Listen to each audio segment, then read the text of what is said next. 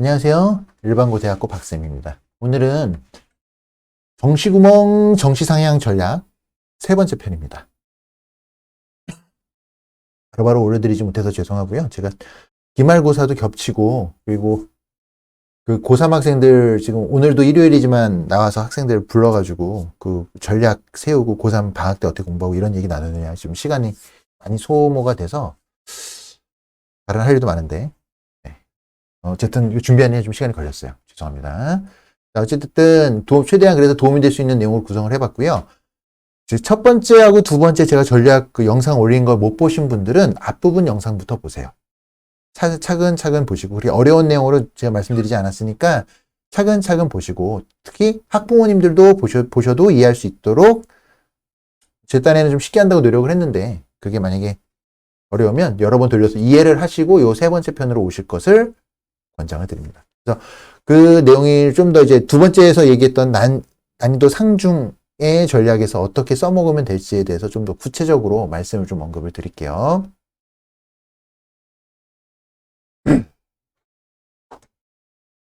고3들하고 얘기 너무 많이 해서 진이 빠졌네요.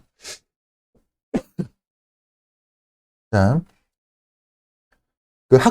일단 대학 라인을 잡는 거는 온라인 배치표 가지고 잡으시면 되잖아요. 그러면 거기서 그것 말고도 학교를 또 또는 학과를 고를 때에 어떤 우선순위라는 게 있어요. 어떤 학교를 고를까?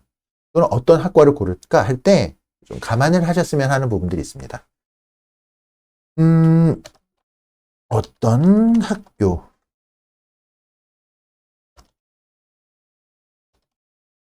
상향 지원할 때 어떤 학과를 고를까라고 얘기를 하면요. 일단 우선적으로 추천을 드리는 거는 반영 영역이 증가한 학교를 추천을 드립니다.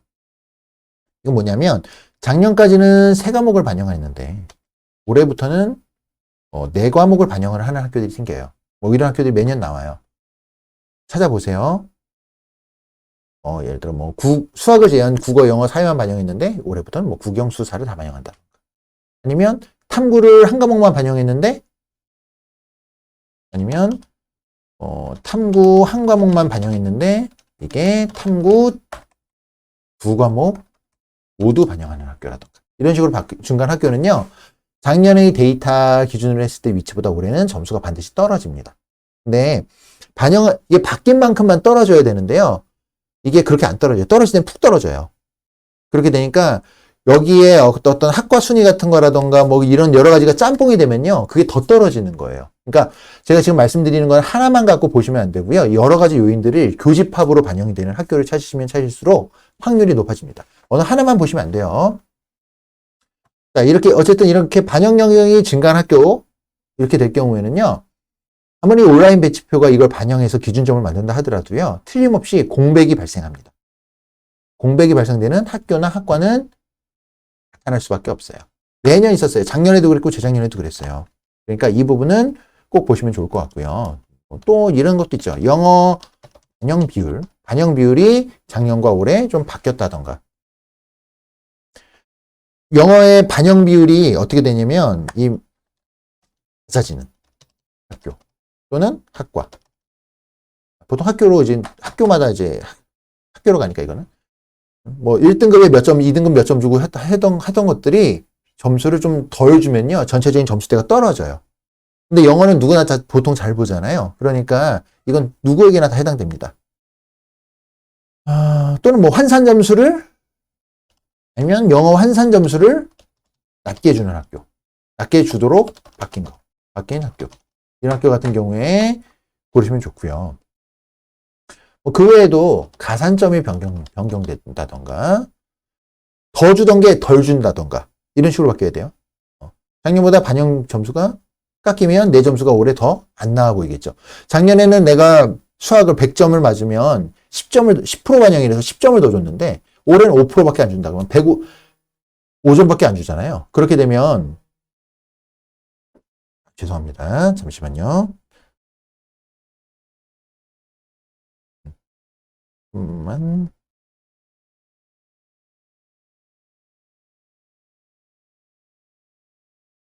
죄송합니다. 학생이 문의를 와서. 그러면 내 점수가 낮아 보이기 때문에 110점, 작년 기준은 내 점수가 110점인데 올해는 105점밖에 안 돼요. 그럼 점수가 낮아 보이죠. 그래서 이게 바뀐 걸 이론상 머리로는 알지만 그게 손이 안 가요. 그렇게 뭐 그런 것도 있고요. 아니면 표준 점수 최고점 반영하는 방식. 예를 들어 200점 만점으로 계산을 해가지고 200점 중에 내가 몇 점 받았다 이렇게 계산하는 방식이 있고요. 올해 표준 점수에서 표준 점수 최고 득점 만점 받았을 때 만점 받은 점수를 기준으로 해서 내 점수가 몇 점이냐 이렇게 계산하는 학교도 있어요. 그러니까 이런 거는 그 모집 요강을 뜯어보시면 이런 것들이 보여요. 그러니까 뭐 이런 것들 가지고 뭐 찾아보셔서 작년 똑같은 점수인데 작년 대비 내 점수가 올해 깎아 보이는 낮아 보이는 그런 학교 찾으셔야 돼요. 그런 데는 구멍 나오는 학교나 학과들이 발생하게 됩니다. 자, 그 다음에 또 생각해 볼 수 있는 게 가군, 나군, 다군을 이런 가나다군을 활용하는 정시의 어떤 특징을 활용하셔야 돼요. 이거는 그냥 수시와의 차이죠. 수시와의 차이. 수시는 6개 넣는데 군별로 뭐 이런 구분 짓는 게 없으니까 막 넣잖아요. 근데 이거는 가군, 나군, 다군별로 학교가 분류가 되어 있기 때문에 하나씩밖에 넣을 수밖에 없기 때문에 이거의 특징을 활용을 하셔야 돼요. 그러면 이런 거죠. 각 점수별로요. 인기 있는 학교가 있어요. 학교나 학과가 있습니다. 그래서 예를 들어 가군에 같은 점수를 넣을 수 있는 학교가 A 학교가 있고 B 학교가 있는데 대체로 학생들이 A를 선호하죠. 그러면 B는 구멍이 나게 생겨요. 근데 이게 사람 심리는 다 똑같아요. 올해 같은 경우에 가군, 나군 바뀐 것들 있잖아요. 근데 원래는 가군에 없었는데 가군으로 들어와서 얘가 좀 인기 있을 것 같아. 그러면 기존에 가군에 있었던 B가 들어왔는데 B가 인기 있을 것 같아. 그러면 똑같은 점수에서 원래 A 점수대의 학교들이요. 점수대가 낮아지겠죠. 넣는 애들이. 이런 것들 이용을 하시는 거예요. 상대적으로 어떻게 덜 몰리고 더 몰리는가 하는데 특히 이 가나다군에서 몰릴 것 같은 학교를 찾아보실 때요. 이 반영 영역이 이 어떤 학교 학과를 고를까 해서 이 반대의 이유가 첨가된 학교는 더더욱더 선호도가 높아지겠죠. 예를 들어 반대로 하시면 돼요. 여기 제가 해놓은 거. 반영 영역이 감소한 학교. 원래 4과목을 반영했는데 3과목을 반영하게 된다. 그럼 내 점수가 잘 나와 보이잖아요. 학생들이 모이겠죠. 영어 반영 비율이 낮았는데 올해는 좀 높아졌다. 그럼 학생들이 몰리겠죠. 가산점이 변경됐는데 점수를 더 준대. 그럼 몰리겠죠. 뭐 이런 식으로. 그래서 군이 이동된다던가 반영 영역 이런 학과를 고를 때 학생들이 더 몰릴 것 같은 학교의 특징을 갖추게 되면요. 그 학교에 준하는 다른 학교를 고르시면 돼요. 거기에서 구멍난 학과들이 발생하게 됩니다. 이 말이 좀 어려운가요? 최대한 쉽게 말씀드리는데. 제일 중요한 건 제일 마지막에 또 나올 거예요. 그 다음에 올해 이과, 문과, 교차 지원, 살리기. 올해 생각보다 교차 지원이 늘어날 것 같아요. 제가 애초에 예상했던 것보다. 그러니까 이게 분위기인데 제 개인적인 생각은 원래 그렇거든요. 이과에서 어떤 학과를 선호하는 학생들이요. 굳이 문과에서 그런 재미없는 걸 공부하고 싶어 하진 않아요. 그 아이들 특징으로. 자부심이 있기 때문에. 그런데 지금 근데 이게 분위기라는 게 되게 중요한데 이거를 막 지금 권장하는 분위기로 가잖아요. 유튜브 검색해 보시면요. 뭐 국민대 뭐 건국대 갈 성적으로 뭐 연고대 갈 수 있다. 뭐 이런 거 있죠. 중앙대 갈 성적으로 문과로 그러니까 이과로 중앙대 갈 성적으로 뭐 연고대 문과 갈 수 있다. 뭐 이런 거 막 권장하는 분위기가 지금 막 조성이 되고 있어요. 사람 심리가 어떻게 되죠? 생각지 않았어도 자꾸 듣다 보면요. 거기 휩쓸리게 돼 있어요. 그러면 교차 지원하게 되겠죠. 그러면 어떻게 될까요? 문과는요. 상향 지원이 더 어려워집니다. 이과는요. 의외의 구멍이 생깁니다. 그러니까 우리는 이과의 구멍을 생각해야 될 때 교차 지원할 때 지금 다들 무슨 생각을 하냐면 이과에서 문과로 교차 지원하는데 문과 어디 교차 지원하지를 생각을 하는데 우린 반대로 생각해야죠. 이과 애들이 문과로 가면 어떻게 될까요? 그 이과의 그 자리는 구멍이 생기니까 더 밑에서 채워서 올라와야 될 거 아니에요. 그러니까 이과에서 문과로 교차 지원을 하다 보면요. 이과 자체적으로 구멍이 생기게 됩니다. 그 부분을 생각을 하셔야 돼요. 그래서 올해는 이과에서 구멍이 많이 생길 거예요. 이거는 전체적인 트렌드가 교차 지원으로 인해서 이과에서 구멍이 생긴다. 이렇게 생각하시면 돼요. 그래서 그쪽을 생각을 하셔야 돼요. 그래서 제가 이과 학생이라면 이과에서 전략을 이런 식으로 세울 수 있겠죠. 소신 상향 지원을요, 오히려 이과로 하고, 문과로는 안정 지원. 안정으로. 오히려 문과는 낮춰 쓰는 거예요. 그래서 학교 레벨만 따지는 거고, 학과라든가 이런 것들이 이과를 가지고 저는 오히려 상향할 것 같아요. 자, 또 한 가지 더 말씀드릴게요. 이게 상 전략에 지금 반영하시라고 제가 지금 이런 말씀을 드리는 거예요. 우리 온라인 배치표 많이 쓰죠. 온라인 배치표 많이 쓰는데, 이거를 학교별 합격 예상 점수를요, 의심해 보세요. 진학사, 메가스터디, UA, 대성 등등등. 배치표 돌려보시면, 온라인 배치표 돌려보시면, 뭐, 소신, 적정, 뭐, 이런 거 막 뜨잖아요. 근데 우리가 보는 거는, 제가 애초에 다른 영상에서도 말씀드렸듯이, 내비게이션이랑 비슷해요. 우린 내비가 가라는 길로 따라가는데, 거기서 벗어나는 길을 생각하지 않잖아요. 내비가 틀렸을 거다라는 예상을 안 하잖아요. 여러분들은, 영상을 보시는 분들은, 이 온라인 배치표가 무조건 맞지 않거든요? 무조건 만약에 이 온라인 배치표가 얘기하는 이 학과는 이 점수 정도면 적정입니다가 맞으려면 이 각각의 사이트들이 전부 일치하겠죠. 근데 보세요. 전부 일치하나요? 진학사에서 예상한 점수, 메가스터디, UA, 대성 전부 일치하나요? 일치하지 않습니다. 일치하지 않으니까 여러 개를 돌려보는 거잖아요. 그 부분을 생각해 보세요. 그러니까 얘네가 예측한 점수가 틀렸다라고 가정을 하고 어디에 뭐가 틀렸을까를 가지고 기준을 삼으셔야 돼요. 예를 들어 A라는 학과를 얘는 90점이면 들어갈 수 있다라고 메가스터디에서 예측을 했는데, 근데 그걸 너무 높게 잡았어. 사실은 85점인데도 재작년 생각을 해보면 85점으로 들어갈 수 있을 것 같은데 얘들은 90점을 잡았어. 그러면 그걸 가지고 공략을 하는 거예요. 그럼 그거 어떻게 잡으시냐면, 작년 제가 의심할 때 제가 제일 많이 쓰는 방법이 여기서 등장하는 게 학과 순위예요. 학과 순위. 제 다른 정시 대학별 분석한 영상에 보시면 학과 순위 가지고 제가 이렇게 하는 것들이 나오죠.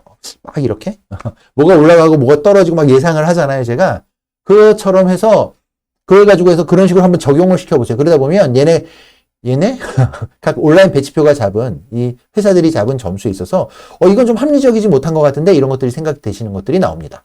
그걸 가지고 공략해 보세요. 되게 중요합니다. 얘네들이 이 회사들이 만드는 거는 3개년 가지고 보통 많이 만들긴 하는데 거기에 보정을 합니다. 나름 보정을 하는데 보정치가 정확치가 않아요. 의외의 구멍이 생겨요. 자, 그리고 마지막 제일 많이 하는 겁니다. 지금 마지막에 하는 거는 모의 지원 활용하는 거. 이제 돌아다니다 보면 이게 유튜브 많이 검색해 보시면 모의 지원 활용하는 팁들이 많이 나왔어요. 근데 진학사 기준으로 말씀드리자면 예를 들어 진학사에서 모의 지원이 5칸이면 확률이 80%죠. 4칸이면 40% 정도 잡습니다. 3칸이면 20% 잡고요. 2칸이면 10% 미만. 떨어지는데 훔쳐서 보면. 자, 근데 A라는 학생도 A도 5칸, B도 5칸이에요. B라는 학생도 5칸이 나왔어요. 그럼 둘 다 확률이 똑같이 80%. 말이 되나요? A, B가 5칸이라 해서 둘 다 확률이 똑같다. 말이 되나요? 진학사는 보이기 편하게 그냥 임의로 5칸, 4칸 묶어서 크게 묶어놨지만 사실 쪼개보면요. A는 70몇 프로, B는 81%, 이런 식으로 조금씩 좀 다를 거예요. 그러니까 배터리 이 칸수만 보지 마시고 그 칸에서도 내 위치가 어떻게 되는지도 구체적으로 좀 먼저 따져보셔야 돼요. 그러면 지금 우린 상향을 얘기하는 거니까 4칸이나 3칸을 보겠죠. 3칸에서도 완전 하위에 있는 학생이 있을 수 있고 3칸에서 좀 4칸에 가까운 3칸이 있는 학생일 수도 있죠. 3칸이라고 포기하지 마시고 4칸에 가까운 3칸이 있는 학과들은 어떤 게 있는지를 한번 좀 더 추려보실 수도 있지 않을까요? 우주 상향 같은 거 지를 때 그렇게 활용해 보실 수도 있겠죠. 이거를 좀 더 진학사에서 제공하는 것보다 좀 더 세분화해서 칸을 좀 들여다보세요. 그리고 진학사에서 만드는 이 배터리 칸수의 원리를 들여다보세요. 그러면 제가 애초에 얘기를 할 때 온라인 배치표사나 모의 지원 얘기를 할 때 제가 뭐라 그랬나요? 그 기준이 점수가 아니라 그랬죠. 점수가 아니에요. 우리 합격은 대학이 제시하는 몇 점이면 합격한다의 그 점수가 기준이 되는 게 아니고요. 칸수가 기준이 되는 거예요. 그러니까 등수가 기준이 되는 거예요. 등수가. 진학사가 모의 지원 배터리 만드는 원리가 어떻게 되냐면요. 예상 지원에서 예상 이 정도 지원을 할 건데 이 정도에서 얘가 몇 등이니까 몇 칸이 된다라고 얘기를 하는 거예요. 그러니까 점수가 몇 점이니까 몇 칸이 된다가 아닙니다. 그걸 생각하셔야 돼요. 그러니까 이 칸수의 원리가 점수가 아닙니다. 등수예요, 등수. 등수. 자, 그러면 이 얘기를 왜 얘기하냐면 진학사가 보여주는 것 중에서 다른 건 다 고정이에요. 뭐 몇 명을 뽑고 작년 경쟁률이 몇 점이었고 이런 건 다 고정인데 고정이 아닌 게 있어요. 진학사가 말하는 것 중에 틀릴 수 있는 게 있어요. 그게 뭐죠? 진학사의 예상 경쟁률이죠. 예상 경쟁률이 5대1 나오면 네 등수로는 모의지 5대 예를 들면 이런 거죠. 예상 진학사에서 이 학과를 5대1로 예상을 했어요.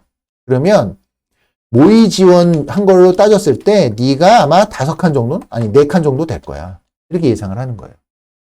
그런데 실제 경쟁률에서 5대1이 아니라 3대1이 나오면 어떻게 될까요? 이게 작년에 그래서 이것 때문에 많이 바뀌었어요. 결과가. 모의 지원으로는 4칸이라고 예상을 했었는데 실제 경쟁률이 3대1밖에 안 나왔다. 그러면 이 학생은 실질적으로는 6칸 정도의 확률이 되는 거죠. 실질적으로는. 이해되세요? 합격이에요. 합격. 최초합할 수도 있는 거예요. 반대로 실제 경쟁률이 예상 경쟁률이 아이고 이렇게 하면 안 되는데 예상 경쟁률을 5대1로 잡았는데 5대1 잡았고 모의 지원이 내가 6칸이 나왔다. 그래서 네 합격 확률은 80%야 이렇게 얘기를 했어요. 근데 실제의 경쟁률이 몇 대일 나왔다 할까요? 8대1이 나온 거예요. 그러면 얘는 실질적인 확률 자체는 4칸밖에 안 됐던 거예요. 떨어질 수 있는 거죠. 그래서 이런 걸 나름 다 생각을 해서 진학사도 나름 치열하게 예상 경쟁률을 만드는데 이게 사람이 하는 일인데 이게 사람 심리를 예측하는 건데 무조건 다 맞을 수 있나요? 그동안의 경향을 보고 예측을 하는 건데 예상 경쟁률은요. 틀릴 수밖에 없어요. 무조건 대충은 맞겠지만 아주 정확하지 않는 케이스가 꽤 많이 나와요. 그러니까 이거를 가지고 예측을 해보시면 돼요. 그래서 우리가 경쟁률은 마감 직전 경쟁률하고 마감된 다음에 나중에 나온 최종 경쟁률이 있는데 우리가 이 최종 경쟁률을 알 방법이 없죠. 그냥 마감 직전의 경쟁률 가지고 이 부분을 예측을 하셔야 돼요. 어떻게 나올지를. 근데 이 마감 직전에 경쟁률이 의미가 있는 부분은 이거는 경쟁력 있는 애들이 넣은 거예요. 그러니까 이거에다가 조금 더 살을 붙여서 어느 정도 정말 경쟁률이 정말 이 학과에 붙을 만한 애들이 어느 정도 된다라는 걸 예측을 하셔야 돼요. 그래서 저는 뭐 최종 경쟁률이 10대1이 나온다 하더라도 마감 직전 경쟁률이 예를 들어 한 5대1 정도 나왔다. 그러면 저는 그 10대1의 의미가 없다고 생각해요. 한 뭐 6대1 정도 된다고 생각하거든요. 어쨌든 그 부분에 대해서는 본인들이 좀 고민을 하셔야겠죠. 그러니까 저 나름의 룰이 있는데 그 룰을 말씀드리는 건 좀 그런 것 같아요. 그래서 어쨌든 이런 부분을 해보시면 이 모의지원만 활용하셔더라도 충분히 상향 전략을 만들어내실 수 있습니다. 그리고 하나만 더 팁을 드리자면 날짜별 경쟁률을 좀 계속 체크를 한번 해보세요. 그래서 왜 이 얘기 말씀드리냐면, 그 모의 지원은요, 막판 가면 막 들어와요. 막판에 막 몰려요, 더. 뭐 열흘 이틀 남은, 지금 시점에 모의 지원은 그렇게까지 큰 의미가 있다고 볼 수는 없는데, 막판에 몰렸을 때는 정말 의미가 있어요. 근데 막판에 칸수가 급격하게 변한다. 그런 경우가 나오거든요. 이땐 조심하셔야 돼요. 내가 만약에 3칸밖에 안 했는데, 막판에 6칸까지 올라간다. 나 안정이하고 집어넣으면 그건 떨어질 수 있어요. 반대로, 한 4칸 정도 됐었는데, 막판에 내가 한 5칸 정도 됐었는데, 막판에 3칸 됐다던가. 이건 뭐 상향 좀 보죠. 4칸밖에 안 됐었는데, 3칸으로 바뀌었다던가 이러면 막판에, 그러면 오히려 상향으로 저는 오히려 반대로 더 넣어요. 애들이 쫄아서 못 들어오기 때문에. 그러니까 이런 것도 생각해 보실 수 있는 거예요. 모의 지원만 해도 할 얘기가 엄청 많습니다. 그래서 제가 지금 여러 이야기 말씀을 좀 드렸는데, 이걸 가지고 상중하 제가 말씀드렸던 걸 가지고 작전을 좀 한번 잘 짜보세요.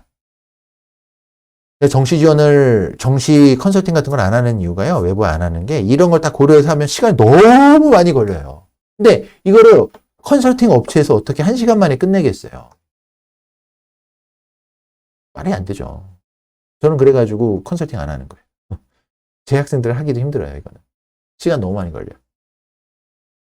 어쨌든, 이제 저는 이제 또 고3 학생들 봐야 돼서, 이제 이렇게 고3 기말 준비하고 고3인 학생들 또 열심히 해보시고요. 고3 되는 학생들. 도움이 되셨다면 구독과 좋아요 눌러주시고, 마지막까지 포기하지 말고 끝까지 길을 한번 찾아보시기 바랍니다. 네, 도움이 되셨다면 구독과 좋아요 눌러주세요. 감사합니다.